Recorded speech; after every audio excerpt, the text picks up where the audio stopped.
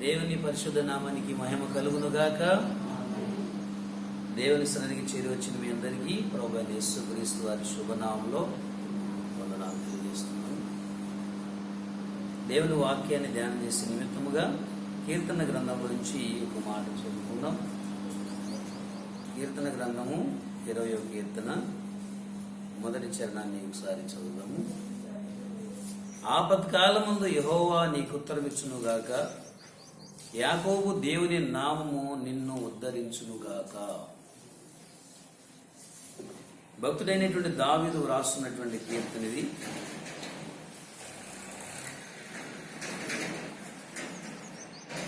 ఈ యొక్క కీర్తనలో కొన్ని ఆశీర్వాద సంబంధమైనటువంటి మాటలు చెప్తున్నాడు దావీదు గారు.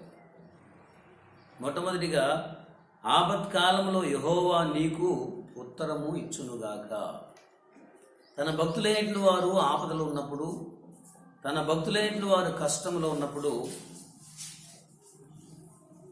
అప్పుడు వారు ఆయనకు మొరబెట్టినప్పుడు వారి మొరలను ఆలకించి దేవుడు ఉత్తరం ఇచ్చేవాడు. దేవుని స్తోత్రం, హల్లెలూయా.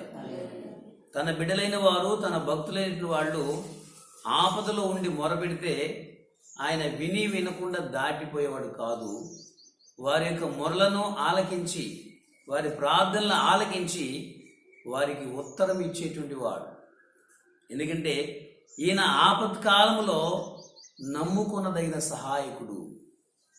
46వ కీర్తన మొదటి చరణం ప్రకారంగా, దేవుడు మనకు ఆశ్రయమును దుర్గమునై ఉన్నాడు, ఆపత్కాలములో ఆయన నమ్ముకున్నదగిన సహాయకుడు. ఆపత్కాలం వచ్చినప్పుడు, కష్టకాలం వచ్చినప్పుడు, శ్రమకాలం వచ్చినప్పుడు, ఆ శ్రమకాలంలో, ఆపత్కాలంలో దేవా నాకు సహాయం చేయని ఆయన బిడ్డలైన వారు మొరపెడితే, ఆయన బిడ్డలైన వారు పెట్టినటువంటి మొరలకు ఆయన చెవియొగ్గి వారికి సహాయం చేసేవాడు, వారికి ఉత్తరం ఇచ్చేవాడు, వారిని శ్రమలో నుంచి విడిపించేటువంటి దేవుడు అని అనేకమైనటువంటి సంఘటనల ద్వారా మనకు అర్థమవుతూ ఉంది. భక్తుడైన దావీదు తన యొక్క జీవితంలో గొప్ప అనుభవంతో ఈ మాట రాశాడు. 34వ కీర్తనలో కూడా 4 నుంచి 6 చరణాలను మనం ఆలోచన చేస్తే అక్కడ ఈ విధంగా దావీదు భక్తుడు చెప్తూ ఉన్నాడు. నేను యెహోవా యొద్ద విచారణ చేయగా ఆయన నాకు ఉత్తరం ఇచ్చెను, నాకు కలిగిన భయములన్నిటిలో నుండి ఆయన నన్ను తప్పించెను. వారు ఆయన తట్టు చూడగా వారికి వెలుగు కలిగెను, వారి ముఖములు ఎన్నడూ లజ్జింపకపోవును. ఈ దీనుడు మొరబెట్టగా యెహోవా ఆలకించెను, అతని శ్రమలన్నిటిలో నుండి అతనిని రక్షించెను. హల్లెలూయా. భక్తుడు అంటున్నాడు, నేను దేవుని దగ్గర విచారణ చేసినప్పుడు ఆయన నాకు ఉత్తరం ఇచ్చాడు, నాకు కలిగినటువంటి భయములన్నిటిలో నుండి కూడా నన్ను విడిపించాడు అంటున్నాడు. వారు ఆయన తట్టు చూడగా వారికి వెలుగు కలిగెను, వారి ముఖములు ఎన్నడూ లజ్జింపకపోవును, అంటే సిగ్గుపడకపోవును అని అర్థం. దేవుని వైపు మనం చూసినట్లయితే ఆయన వెలుగు మన మీద ప్రకాశిస్తుంది. దేవుని వైపు చూసి మొరబెట్టినట్లయితే ఆయనందు విశ్వాసం ఉంచి ఆయనకు మొరబెట్టు వారిని సిగ్గుపరిచేటువంటి దేవుడు కాదు మన దేవుడు. హల్లెలూయా. ఈ దీనుడు మొరబెట్టగా యెహోవా ఆలకించెను, అతని శ్రమలన్నిటిలో నుండి రక్షించెను అని భక్తుడైన కీర్తనకారుడు ఈ మాటలు రాస్తున్నాడు. తన యొక్క జీవితంలో అనేకమైనటువంటి శ్రమలు సౌలు ద్వారా, ఇంకా ఇతరమైనటువంటి మనుషుల ద్వారా కలిగినటువంటి శ్రమలన్నిటిలో అతడు దేవునికి మొరబెట్టినప్పుడు దేవుడు అతనికి అద్భుత రీతిగా సహాయం చేశాడు, శ్రమలన్నిటిలో నుంచి కూడా విడిపించాడు అనేటువంటి సంగతి దావీదు జీవితంలో మనం గమనిస్తున్నాం. 18వ కీర్తన 6వ చరణము ఒకసారి ఆలోచన చేసినట్లయితే, నా శ్రమలో నేను యెహోవాకు మొరబెట్టితిని, నా దేవునికి ప్రార్థన చేసితిని, ఆయన తన ఆలయములో ఆలకించి నా ప్రార్థన ఆలకించెను, నా మొర్ర ఆయన సన్నిధిని చేరి ఆయన చెవుల జొచ్చెను. శ్రమకాలంలో భక్తుడైనటువంటి దావీదు దేవునికి మొరపెట్టినట్లుగా, ఆయన తన ఆలయంలో ఆలకించి ప్రార్థనను అంగీకరించినట్లుగా చెప్తున్నాడు. శ్రమ కాలంలో మనం చేయవలసిన పని ఏంటంటే దేవునికి మొరపెట్టాలి. శ్రమ సమయంలో, కష్ట సమయంలో మనుషులను ఆశ్రయించడం కాదు, మనము దేవుని ఆశ్రయించి దేవుని దగ్గర మనం ప్రార్థన చేయాలి. మనుషులను ఆశ్రయిస్తే లాభం లేదు. దేవుని వాక్యం సెలవుస్తుంది, మనుషులను నమ్ముకున్నట కంటే యెహోవాను ఆశ్రయించుట మేలు. రాజులను నమ్ముకున్నట కంటే యెహోవాను ఆశ్రయించుట మేలు. కష్టకాలంలో వాళ్ళు మనకు సహాయం చేస్తారు, వీళ్ళు మనకు సహాయం చేస్తారని వాళ్ళ వైపు వీళ్ళ వైపు చూసి వాళ్ళ దగ్గరికి వీళ్ళ దగ్గరికి పరిగెత్తడం కంటే సహాయము చేయగలిగినటువంటి, మనల్ని శ్రమ నుంచి విడిపించగలిగినటువంటి దేవుని పాదాల దగ్గరకు వచ్చి ఆయన దగ్గర మొరబెట్టినట్లయితే మన శ్రమ నుండి, మన కష్టం నుంచి మనల్ని విడిపించగలిగిన సర్వశక్తివంతుడు మనం నమ్ముకున్న దేవుడు. హల్లెలూయా, హల్లెలూయా. కాబట్టి మనం ఏం చేయాలంటే శ్రమ కాలంలో, కష్టకాలంలో ఆయనకు మొరపెట్టాలి. ఆపత్కాలంలో నేను యెహోవాకు మొరపెట్టగా ఆయన నాకు ఉత్తరం ఇచ్చాడని దావీదు తన యొక్క జీవిత అనుభవంలోంచి ఈ మాటలు రాస్తున్నట్లుగా మనం చూస్తాం. 91వ కీర్తన 15వ చరణంలో కూడా మనము చూసినట్లయితే ఇలాంటి మాటలే మనకు కనబడతాయి.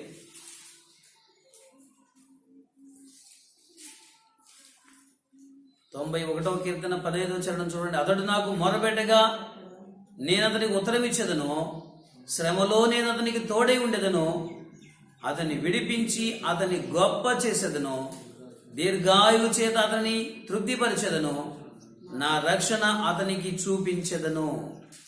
శ్రమకాలంలో, కష్టకాలంలో మనము దేవునికి మొరపెట్టాలి. మన శ్రమ సమయంలో, మన కష్ట సమయంలో దేవుని ఆశ్రయించాలని, దేవుని సహాయాన్ని కోరాలని దేవుడు ఆశపడుతున్నాడు. దానికి భిన్నంగా మనం చాలాసార్లు ఏం చేస్తామంటే శ్రమ వచ్చినప్పుడు, కష్టం వచ్చినప్పుడు ఈ వ్యక్తి అయితే నన్ను ఈ కష్టం నుంచి విడిపిస్తాడు, ఫలానా వ్యక్తి అయితే నా యొక్క బాధల నుంచి నన్ను విడిపిస్తాడు అని చాలాసార్లు మనుషులను ఆశ్రయిస్తాం. మనుషుల దగ్గరికి వెళ్తాం, కష్టాన్ని చెప్పుకుంటాం. కష్టమంతా విన్న తర్వాత వాళ్ళు ఏమంటారంటే నువ్వు చెప్పిందంత మంచిదే కానయ్యా, కానీ సహాయం చేయడానికి నా దగ్గర ఏమీ లేదు అంట. దేవుడైతే ఎలా అంటాడా? మన ప్రభు అయితే అలాగంటాడా? మన కష్ట సమయంలో, మన బాధ సమయంలో, మన శ్రమ సమయంలో మనం ఆయనకు మొరబెట్టినట్లయితే, ఆయన సహాయాన్ని కోరినట్లయితే ఆయన మన మొరలను ఆలకించి తప్పకుండా మనకు సహాయం చేసేటువంటి గొప్ప దేవుడు, మనం నమ్మినటువంటి, మనం సేవిస్తున్నటువంటి దేవుడు. హల్లెలూయా. దానియేలు 2వ గ్రంథంలో 2వ అధ్యాయంలోకి వెళితే అక్కడ ఒక చరిత్ర కనబడుతుంది. ఒకసారి దేవుని వాక్యాన్ని పరిశీలించేద్దాం. దానియేలు గ్రంథం 2వ అధ్యాయంలోనికి రండి ఒకసారి. అక్కడ నెబుకద్నెజరు అనేటువంటి రాజు ఒక కల కన్నాడంట.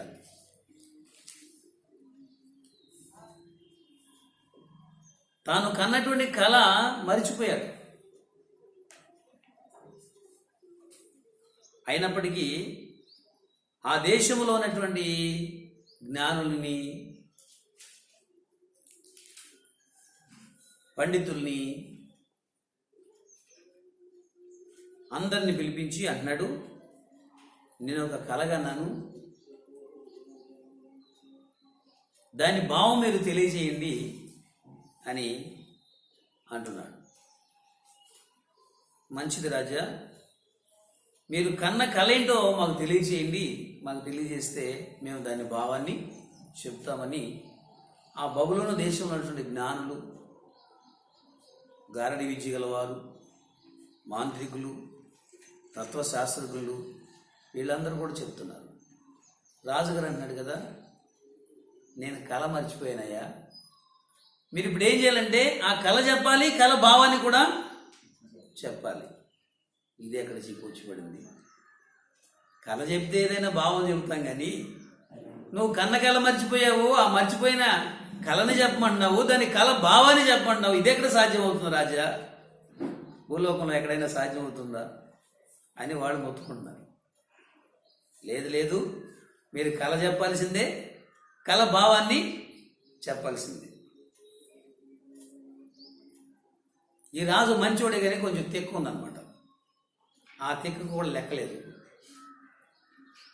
లెక్కలేనంత పెద్ద తెక్కు ఉంది ఇతనికి. అట్లా కాకపోతే కళ మర్చిపోయి ఆ మర్చిపోయిన కళని చెప్పమంటాడు, దాని భావాన్ని కూడా చెప్పమంటాడు.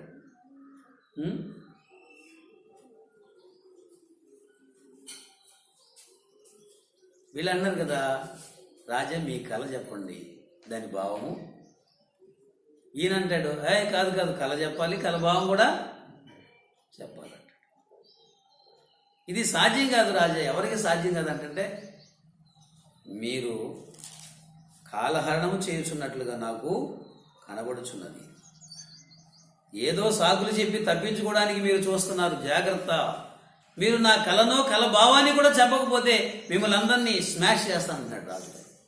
అంటే మిమ్మల్ని అందరినీ చంపేస్తానంటున్నాడు. ఇక వాళ్ళ పరిస్థితి ఎట్లుందో చూడండి. కళ చెప్పకపోతే భావం చెప్పడానికి సాధ్యం కాదు.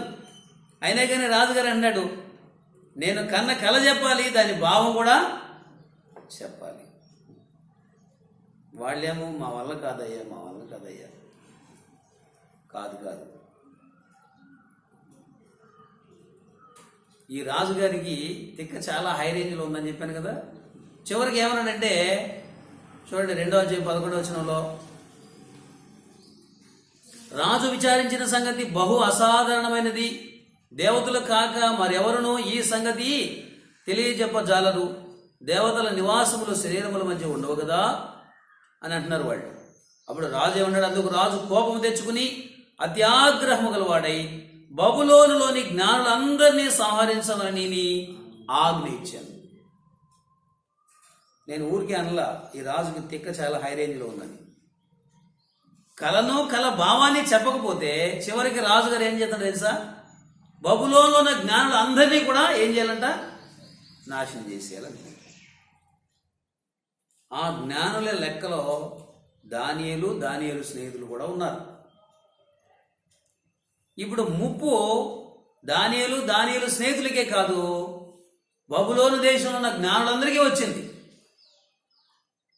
తన కళను కళ భావాన్ని చెప్పకపోయేసరికి అందరినీ కూడా చంపించేయడానికి సిద్ధపడ్డాడు ఈ యొక్క బబులోను రాజు అయినటువంటి నెబుకద్నెజరు.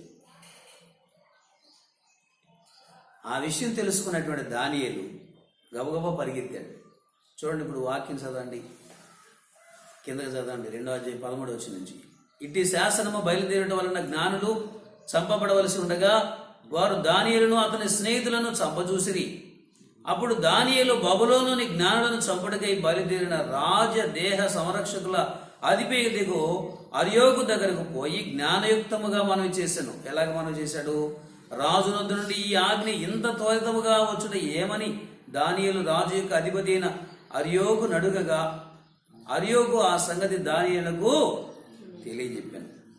16వ వచనం. అప్పుడు దానియేలు రాజు సన్నిధికి పోయి స్వప్న భావమును తెలియజేయుటకై తనకు సమయము దయచేయమని రాజును బతిమాలెను. తన యొక్క కళను కళ భావాన్ని ఎవరు కూడా తెలియజేయబోయేసరికి రాజుగారు ఇప్పుడు ఏమన్నాడంటే, నా కళను కళ భావాన్ని తెలియజేయనటువంటి ఈ జ్ఞానులందరూ ఎందుకో వీళ్ళందరినీ నాశనం చేసేయని అని చెప్పి ఆజ్ఞ ఇచ్చేశాడు. అట్టి సమయంలో దానియేలు వెళ్ళి విషయాన్ని తెలుసుకుని రాజు దగ్గర మనవి చేస్తాడు, అయ్యా నీ కళను కళ భావాన్ని చెప్పడానికి కొంచెము సమయము ఇవ్వండి రాజా. నన్ను బతిమాలుకున్నాడు. ఎట్టకేళ్లకు పర్మిషన్ వచ్చింది. పర్మిషన్ వస్తే 17వ వచనం, 18వ వచనం, 19వ వచనం ఇప్పుడు చదవండి. మనకి కావలసినటువంటి మాటలు అవి మీకు అర్థం కావడానికి ఇదంతా చెప్పాను. ఇప్పుడు చూడండి. అప్పుడు దానియేలు తన ఇంటికి పోయి తన స్నేహితులైన అనన్యాకును, మిషాయేలుకును, అజర్యాకును సంగతి తెలియజేసి తానును తన స్నేహితులను బబులోనులో తక్కిన జ్ఞానులతో కూడా నశింపబడినట్లు ఆ కల యొక్క మర్మ విషయంలో పరలోకమందున దేవుని వలన కటాక్షం పొందు నిమిత్తమై ఆయనను వేడుకొనుడని వారిని హెచ్చరించెను. అంతట రాత్రి యందు దర్శనము చేత ఆ మర్మము దానియేలునకు బయలుపరచబడెను గనుక దానియేలు పరలోకమందున దేవుణ్ణి స్తుతించెను. హల్లెలూయా, హల్లెలూయా. ఇప్పుడు ఆపద దానియేలుకు దానియేలు స్నేహితులకే కాదు, బబులోను దేశంలో ఉన్నటువంటి జ్ఞానులందరికీ కూడా వచ్చింది. ఆ ఆపద సమయంలో, ఆ కష్ట సమయంలో తాను మాత్రమే కాదు, ఆ దేశంలో ఉన్న జ్ఞానులందరూ కూడా రక్షించబడాలని, తప్పించబడాలని దానియేలు తన స్నేహితులతో కలిసి ఏం చేస్తున్నాడు? దేవుని దగ్గర మొరపెడుతున్నాడు. శ్రమ కాలంలో దేవునికి మొరపెడుతున్నాడు. దానియేలుకు ప్రార్థన అంతా ఏంటంటే, రాజుగారు ఒక కలగన్నాడంట, ప్రభువా ఆ కళ మర్చిపోయాడంట దేవుడా. ఇప్పుడు ఆ కళ మరియు దాని భావం చెప్తే గాని మనుషులందరినీ బ్రతకడీడంట ఆయన. వాడికి చాలా తెక్కు ఉంది, దానికి కూడా లెక్కలేదు, కాబట్టి జ్ఞాపకం చేసుకొని ఆయనని ప్రార్థన చేసుకుంటాడు దానియేలు. ఒకవేళ నేను వాడిన మాటలు వాడి ఉండకపోవచ్చు, కానీ భావం అదే. ఆ రాజు చూస్తేనేమో చాలా చేదస్తంగా వ్యవహరిస్తున్నాడు. అయ్యా, కలను కలభావాన్ని చెప్పకపోతే చంపేస్తానంటాడు. అయ్యా, దయచేసి జ్ఞాపకం చేసుకుని ఆయన, వాడితో కూడా మేము కూడా చచ్చిపోతాము.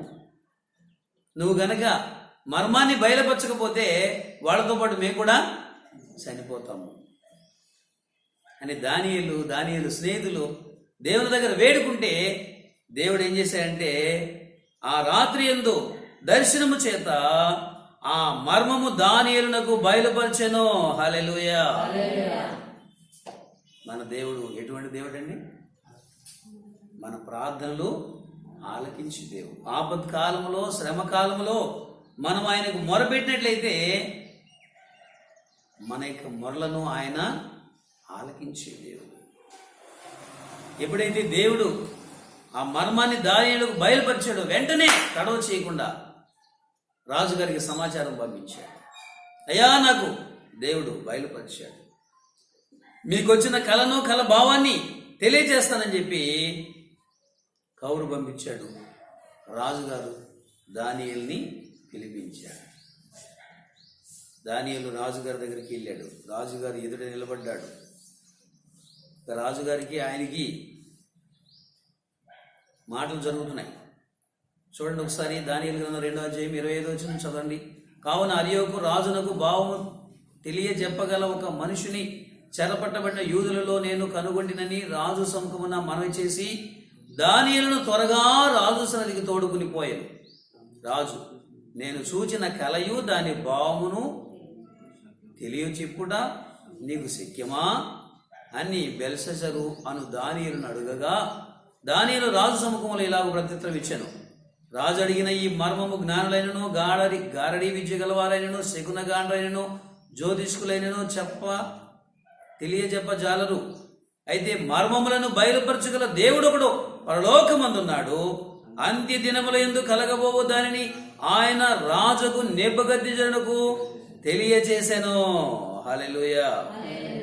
తాము పడక మీద పరుండగా తమరి మనసులో కలిగిన స్వప్న దర్శనములేవనగా, రాజా ప్రస్తుత కాలము గడిచిన వెంబడి ఏమి జరుగునో అనుకుని తాము పడక మీద పరుండి మనోచింత గలవారై ఉండగా మర్మములను బయలుపరచువాడు కలగబోవు దానిని తమరికి తెలియజేసెను.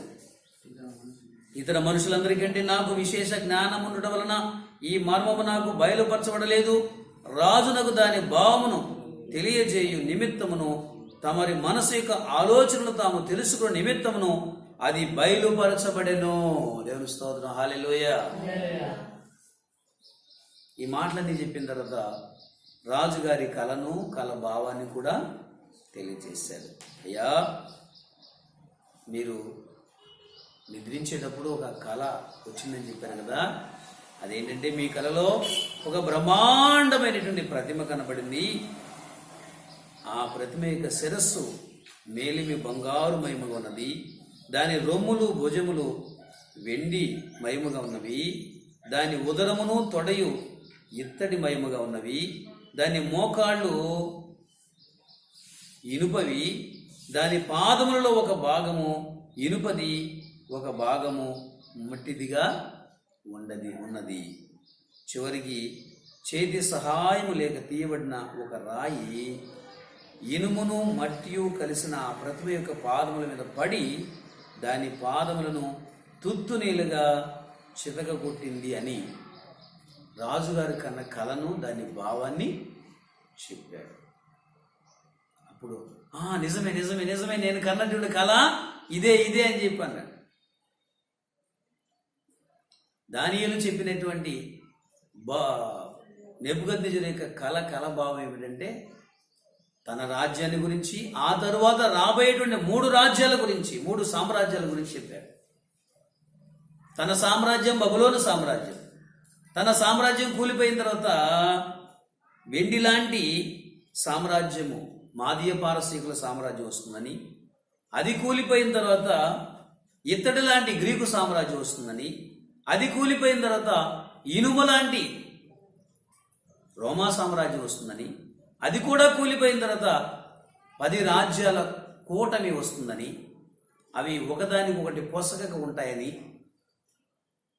అయితే చివరికి చేతి సహాయం లేనటువంటి ఒక రాయి వచ్చి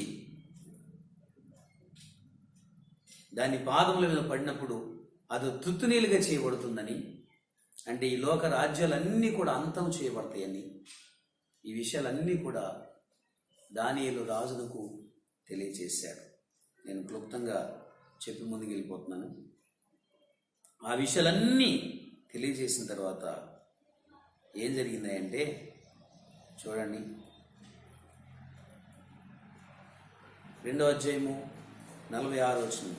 అంతటా రాజుకు నెబుకద్నెజరు దానియేలునకు సాష్టాంగ నమస్కారం చేసి అతన్ని పూజించి నైవేద్య ధూపములు అతనికి సమర్పింప ఆజ్ఞాపించాడు. మరియు రాజు, ఈ మర్మమును బయలుపరచుటకు నీవు సమర్థుడవే.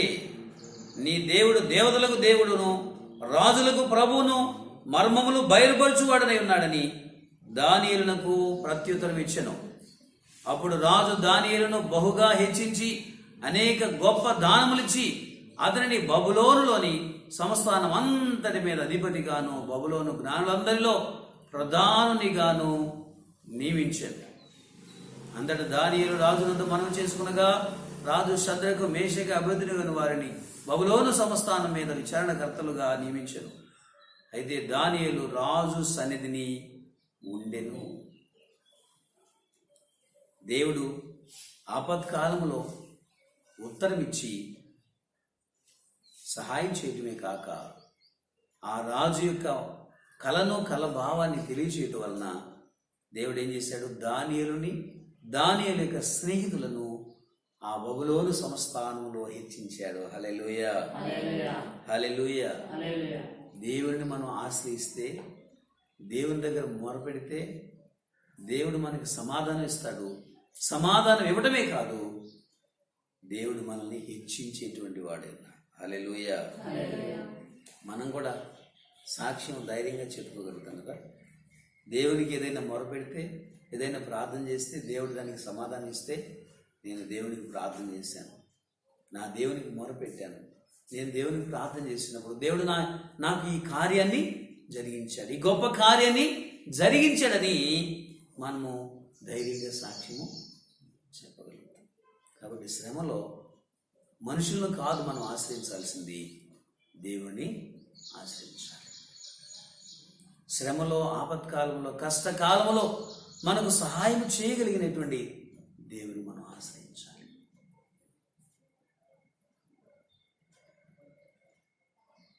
మరొక చిన్న విషయాన్ని జ్ఞాపం చేసి కొద్ది మాటలు ముగిస్తాను. యేసుక్రీస్తు వారు, ఆయన శిష్యులు సముద్రములో ప్రయాణం చేస్తున్నారు. పాలస్తీనా దేశంలో ఉన్నటువంటి గలిలయ రాష్ట్రంలో ఉన్నటువంటి గలిలయ సముద్రములో తరచూ ప్రభువారు అటువైపు నుంచి ఇటువైపు నుంచి అటువైపుకి ప్రయాణం చేస్తూ ఉండేవాడు. ఒకసారి ఆ గలిలయ సముద్రంలో యేసు శిష్యులతో పాటు ప్రయాణం చేసేటప్పుడు పెద్ద తుఫాను వచ్చి ఆ పడవ మీద కొట్టింది. పడవ మీద కొట్టినప్పుడు ఆ సందర్భంలో యేసయ్య ఏం చేస్తానంటే దోణి అమరమున తలవాల్చుకుని నిద్రిస్తూ ఉన్నాడు. నిద్రిస్తున్నప్పుడు శిష్యులు అన్నారు కదా, బోధకుడా మేము నశించబోతున్నాము, నీకు చింత లేదా?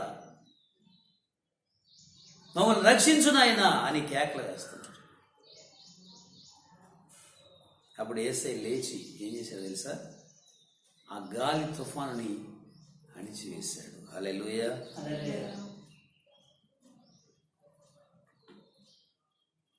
ప్రియమైన దేవుని బిడ్డలారా, మనం మొరపెట్టాలి కానీ ఆందోళన పడకూడదు. మనం మొరపెట్టాలి కానీ ఆందోళన చెందకూడదు. మన కష్ట పరిస్థితుల్లో, మన శ్రమ పరిస్థితుల్లో ఆందోళన చెందకూడదు. ప్రార్థన చేస్తాం కానీ చాలాసార్లు మనం ఆందోళన చెందుతాం కదా. నీవు ఆందోళన చెందావు, భయపడ్డావు అంటే దేవుని ఎడల నిలకడైన విశ్వాసము, స్థిరమైన విశ్వాసము లేదని అర్థం.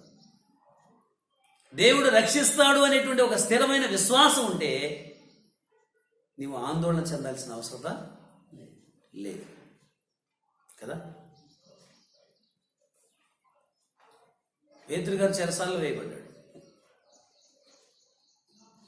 16 మంది సైనికుల్ని కాపలు పెట్టారు.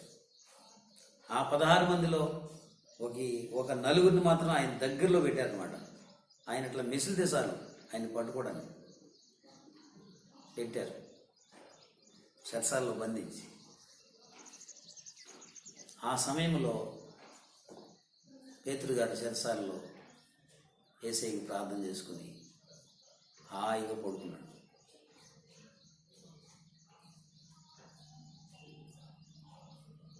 ఆ చెరసాల నుంచి బయటకు తీస్తే ఏం చేస్తారో తెలియదు ఆయన. చంపుతారో వదిలిపెడతారో తెలియదు.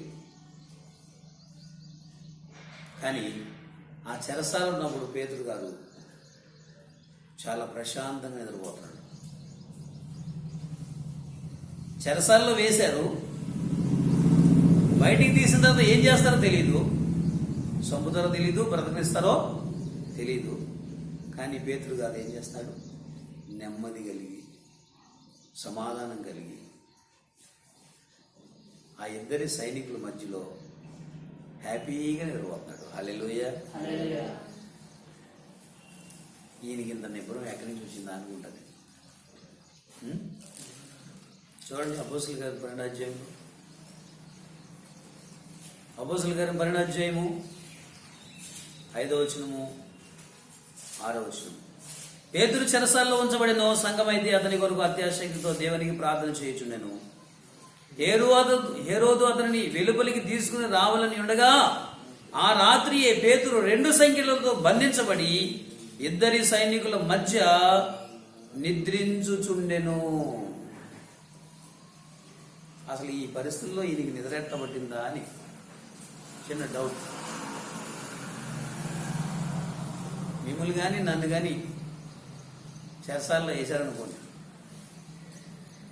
బయటికి ఇడిపించిన తర్వాత ఏం చేస్తారో తెలియదు మనకి అనుకోండి. కాసేపు బయటికి ఇడిపించిన తర్వాత రేపొద్దునో మర్నాడో చెరసాల నుంచి తీసిన తర్వాత చంపుతారో తెలీదు, వదిలేస్తారో తెలీదు, సస్పెన్స్. అటువంటి పరిస్థితుల మధ్యలో మీకు నిద్ర పడద్దా? పడద్దా? నాకు నిద్రపడదు. నిద్రపడద్దా? ఒక క్షణమే ఒక యుగంలాగా గడుచుద్ది అనమాట. ఎప్పుడు తెల్లారద్దా? ఎప్పుడు వదిలిపెడతారా? వెళ్ళిపోతాం నాయనా తండ్రి. బతికుంటే బలసాగా నేరు తినొచ్చు, మళ్ళీ పాత్రకి వెళ్ళకూడదు.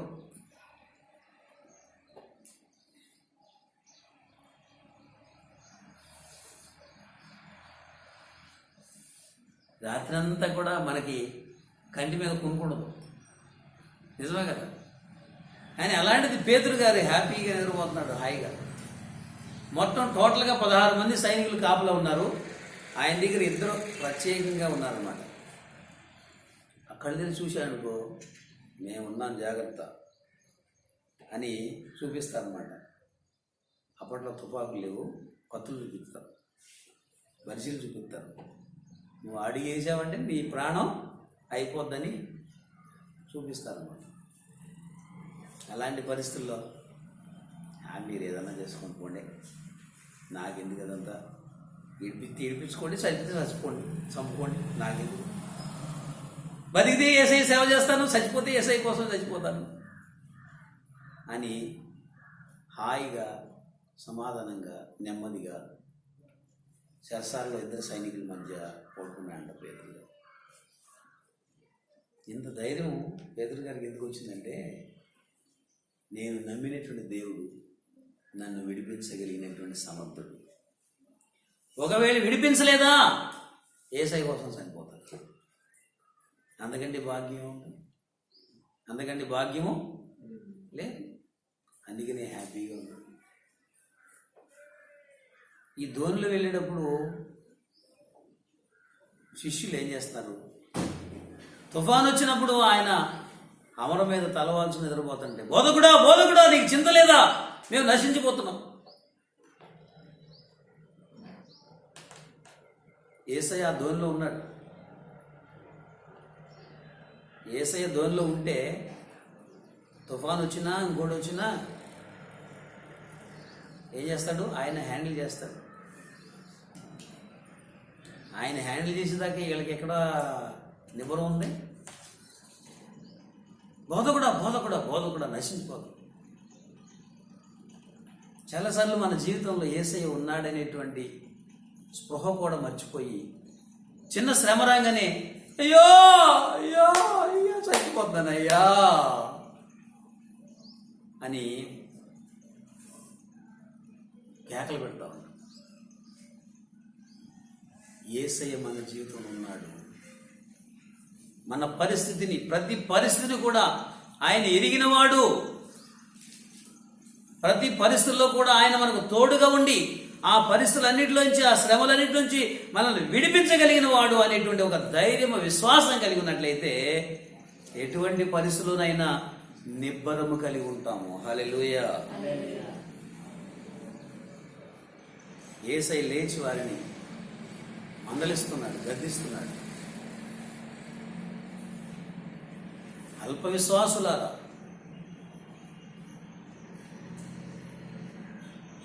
అని గద్దిస్తున్నాడు.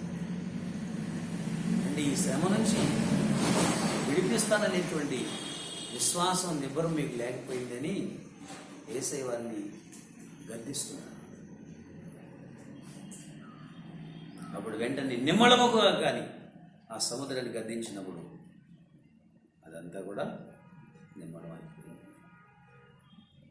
అప్పుడు ఈయన మాటకు గాలియు సముద్రమును లోబడుచున్నది.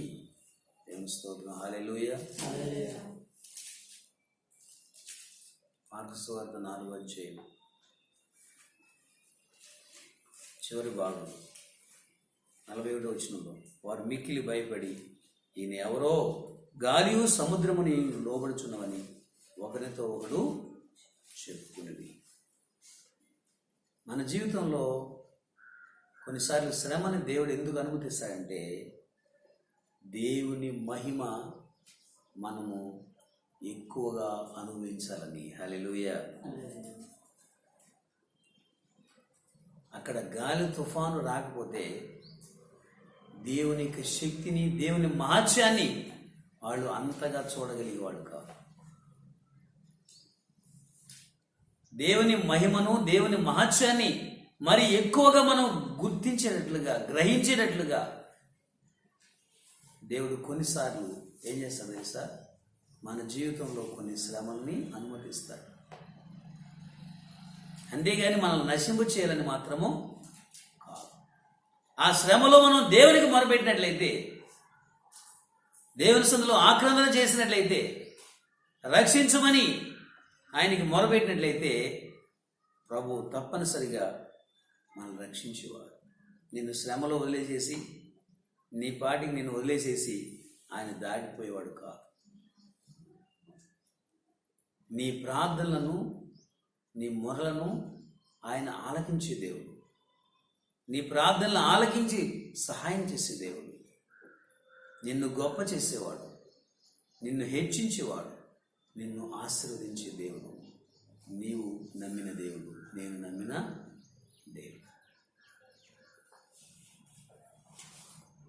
ఆపత్కాలమందు యెహోవా నీకు ఉత్తరమిచ్చునుగాక అనేటువంటి లేఖనము మన జీవితంలో నెరవేర్చబడి దేవుని యొక్క అద్భుతమైన ఆశ్చర్య కార్యాలు మన జీవితంలో బహుగా జరిగి దేవుని నామం మహిమపరచబడునుగాక. ఆమేన్. దేవుడి మాటలు మన వెనుకల్లో దీవించునుగాక. ఆమేన్.